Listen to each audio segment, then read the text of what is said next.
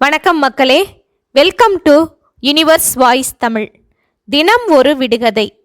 இன்று நம் பெரியோர்கள் நம்மை சிந்திக்க வைப்பதற்காக சில எளிமையான விடுகதைகளை நம்மிடம் சொல்லிவிட்டு பதில் கேட்பார்கள்.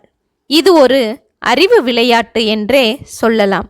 அந்த வகையில் நாம் இன்று ஒரு ஊரின் பெயரை கண்டுபிடிக்கப் போகிறோம். விடுகதைக்குள் செல்வோமா? 3 எழுத்து ஊர்தான் என் ஊர். அதை பூடகமாகச் சொல்கின்றேன் நான். முதல் எழுத்தும் கடை எழுத்தும் மானைச் சுட்டும்.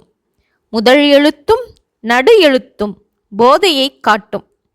நடு எழுத்தும் கடை எழுத்தும் நம் நாட்டை ஆண்ட பரங்கியை காட்டும். என் ஊர் என்னவென்று நீயும் தான் புகழ்வாய் முன்னே. பதில் என்ன தெரியுமா? மதுரை. அதுதான் எனது ஊர்.